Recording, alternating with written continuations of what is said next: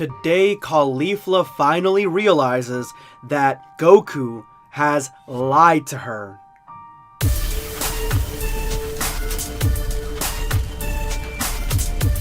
Prepare yourself, Dan Saiyan.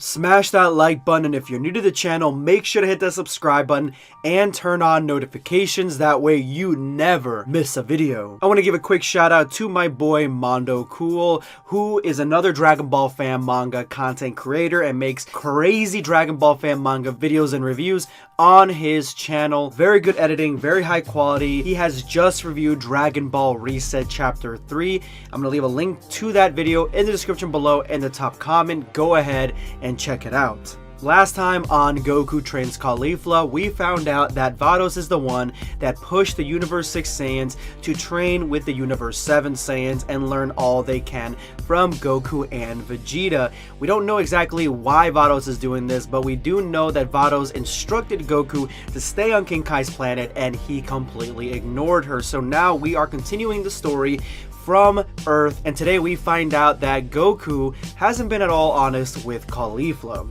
Kale is surprised that the two warriors, the fused warrior that she ended up facing, was actually the kids of Goku and Vegeta. And Kaba explains that if Caulifla had defeated Goten and Trunks, then she would have a chance to fight the united warrior between Goku and Vegeta. Goku's trying to push Vegeta in this direction that, hey, I mean, you know, we said if Caulifla wins against Goten and Trunks, and Kefla technically won against Gotenks, so I mean that means that we are able to fuse and fight them. Goku just wants to fuse with Vegeta, turn into either Vegito or Gogeta, and fight against either Caulifla or what I'm assuming could be also Kefla. Piccolo chimes in and agrees with Goku that technically, yeah, Kefla is Caulifla and Caulifla did win. Goku really wants to fuse into Vegito, but he says that Vegeta has to agree that the fight consensus was that Caulifla ended up winning, and so they're waiting for Vegeta's confirmation, but Vegeta is pissed off because he thinks this is basically cheating. Caulifla says that you can decide that I lost because the original bet was that she was going to defeat Goten and Trunks, and that was not what happened. She needed the help of Kale to defeat Gotenks. Goku and especially Vegeta are shocked at this, and Caulifla continues by saying that Kaba was essentially dead to rights, and without Kale and Potara, she would not have defeated Goten. Using the Potara is essentially cheating. And it looks like Caulifla is really down on herself for not being able to defeat these children, and if she can't defeat them on her own, she definitely can't fight Vegito. So this is exactly what we were saying like chapters ago, episodes and episodes ago, that Caulifla stands no chance against Vegito or Gogeta, and so what's the point? She would have to fuse into Kefla to even stand a chance, which would really be cool to see, but it doesn't seem like that's what Caulifla really wanted to do. Piccolo mocks Caulifla and says, is it because you needed the help of another Saiyan that your part of the win isn't a win at all? Is that the pride of the Saiyans that you can't even take the win without taking it alone? Caulifla responds with, not at all. The best win is the one you do on your own, but if I have to, I will use the help of my friends, and that is essentially what fusion is. But she chose to use fusion because she really just did not want to lose, and that isn't fair to the original bet. But she is happy that she did fight Gotenks with Kefla because she learned something brand new that she wouldn't have learned otherwise, because if she would have fought Gotenks alone, Gotenks would have never taught her this brand new thing because he would have never been pushed to this limit to use it.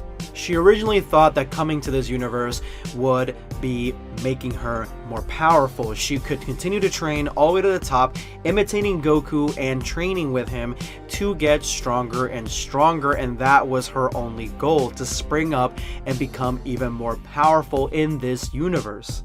So I told you guys that this was going to correlate with the flashback that we got in the last episode, because she is just dead focused on becoming more powerful and chasing Goku throughout his training. So she came here for that aspect, but it seems like there's something that's gnawing at her after she fought Gotenks that really has put everything into perspective and made everything much more clearer. That's when she accuses Goku of blatantly lying to her, and Goku is confused, but I feel I know where she's going with this. Now, you guys in the comment section below, let me know what Goku lied about. If you guys have been paying attention at all through Goku Trains Caulifla, specifically the fight between Caulifla and Gotenks, you guys probably caught on to what Goku lied about and exactly why Caulifla seems to be hurt here, because there is something that's glaring, not only from the first episode of Goku Trains Caulifla, but all the way through the fight with Gotenks, that shows exactly why Goku has really not been telling 100% of the truth. Just think back to that first episode. I'm going to give you guys a second. Leave me that comment if you guys got it. Let's go. Gotenks can become Super Saiyan 3 as well, and she thought this entire time this was a transformation that was solely Goku's, and yet Gotenks also knows it. So this is harkening back to the beginning episode of Goku Trains Caulifla, the first chapter, where Goku was trying to train Caulifla in how she can become Super Saiyan 3 and what she needed to become that, and why Goku really was the only one that had it. So at the time, Goku didn't tell her anything about Gotenks, but she did learn that she would need to be in King Kai's planet to learn Super Saiyan 3, because it was such a highly divine ability and transformation that really drew out all there was of the Super Saiyan, but because it was pushed against its limit in such a divine and godly world, Goku was able to harness all that and become a Super Saiyan 3. So Goku completely forgot that Gotenks can also go Super Saiyan 3, and Caulifla feels now that he has been lying to her. Did your sons also go to King Kai's planet to train as well?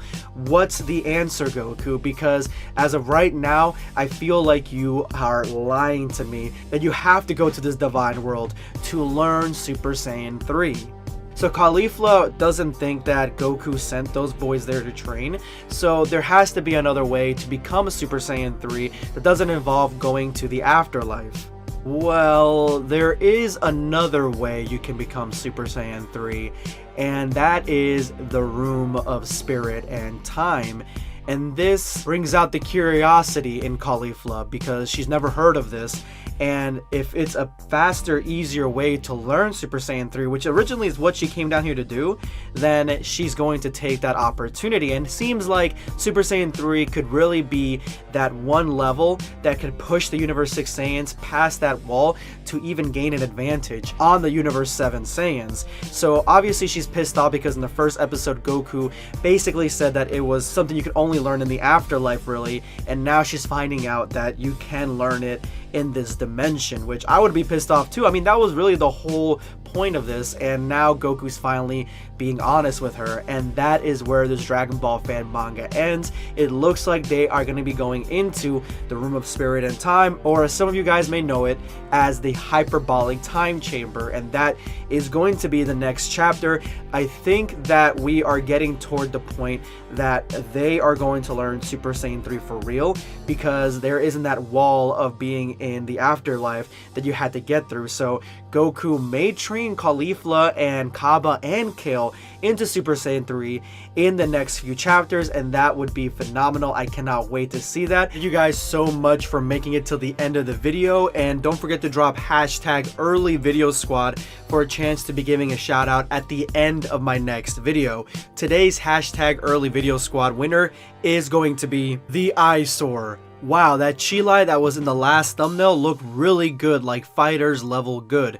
And I also wanted to note that your videos feel like podcasts, and I feel like I'm right there with you. Thank you so much. I realize you put hashtag in the video squad, but I'm not gonna break your back on that one. It's all good. Thank you so much for dropping the comment. And yeah, that thumbnail was complete fire. And she did look like a reference the developers could use to put Chilai in that game. Not exactly sure what kind of fighting abilities she would have in that game, but they just added Master Roshi, so I feel like Chilai wouldn't be too off base. I mean, if you add Hercule, you could probably put a jetpack on him and have him flying around in that way. But my videos feel like podcasts because honestly, I don't really edit my videos much. Most of my videos is me just talking and there's no script whatsoever, and I like to keep it just extremely genuine. Now, Sunscape is almost entirely podcast, like I leave almost anything in that audio, so if you like a more podcast feel than BlackScape, subscribe to Sunscape, which is my other channel. Thank you so much for your comment, the eyesore. This is going to be BlackScape signing off. Take care, guys.